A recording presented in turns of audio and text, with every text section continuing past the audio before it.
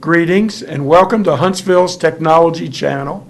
My name is Dave Knowles, and for this educational segment, I again have the privilege of being with Lisa Williams of SDI. Lisa is sharing with us some of her wonderful experiences as a very successful professional in business.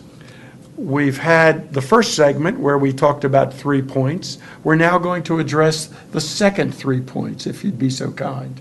Okay. Well, these are basically things that I've learned along the way that have been eye-openers for me, and things that I wish that I guess maybe someone had said, this is kind of how it works, Lisa. And when you're in business, things seem like life and death, even though they're not. They just seem that way because you're in it and you're trying to make a successful business. But I would say the number 4, point that I would make is, in business, you will sue someone and you will be sued. That's the nature of business. And what was an eye opener for me was when I had to sue someone, it was, why won't this company pay us for the work that we've done? We have a contract here. What's so hard about that? So we had to take someone to court. So we had to sue them, and that's not a fun thing to do. You don't like to do that. You don't like to take anybody to court, but it happens. Now, then when it happens to you, it's a very traumatic experience. Then we were sued because of some business aspect, and we felt we were in the right, and so we had to defend ourselves. But in defending yourself, when you go through a lawsuit, the things that I guess I never had become exposed to was, when you're in a lawsuit, the goal of everybody is to make everybody else look bad. Everybody's the bad guy, and most people aren't used to being the bad guy. Right. Most people aren't used to have an attorney across the table go, you're the worst person in the world. That's why we're suing you, and so it's a very interesting perspective that you have when you sue people and when you do get sued. But the point that I took out of it was it wasn't the end of the world. When somebody is suing you for millions and millions of dollars, it's pretty scary, and you think it is the end of the world, but it's not, because it's all a part of doing business. And so my advice there again is, if you stay in business long enough, you will sue someone and you will be sued. So my advice is make sure you do business with all the attorneys in town, so that when you are sued, whoever is suing you has to go out of town to get an attorney. And at least that makes it a little bit harder on them. It makes them think twice, am I going to sue this person or not, or this company? But to hedge it, just do business with all the attorneys in town. They'll love it too. So, number 5 on my list is basically, when you look at a company and you see how successful it is, and you look at an entrepreneur and you say, wow, that person is very successful, and if they can do it, I can do it. And that's absolutely true. I truly believe if you work hard enough, you have the right resources, timing, and you've got your plan in place, definitely. But I think the thing that people don't realize is, it generally takes 10 years to become an overnight success. And so, that entrepreneur didn't become a success until they stayed up till 12 or 1 o'clock in the morning. They worked 24 hours a day. And an entrepreneur is never on vacation.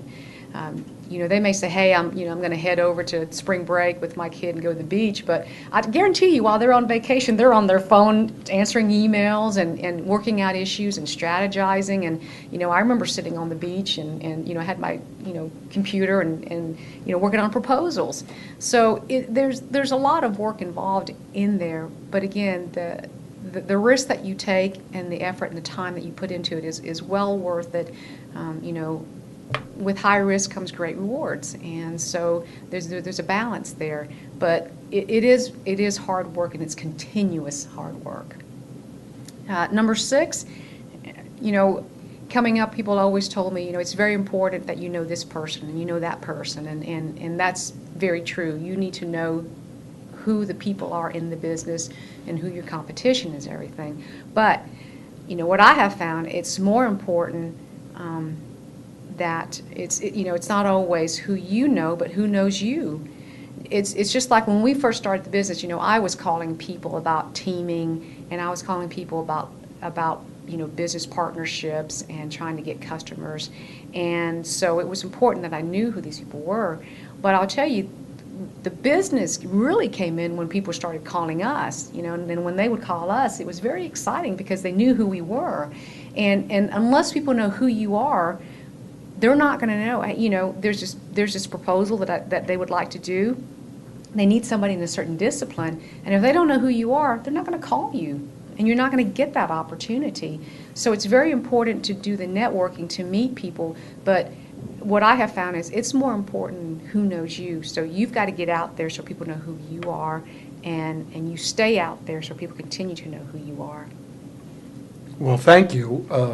What I've learned from this segment is that I should view suing other companies and being sued by other companies as an educational experience. And it's business as usual, as traumatic as it is. Yes. And to make that a little easier, take my legal business to every law firm in town. That's right. I think that's a wise thought.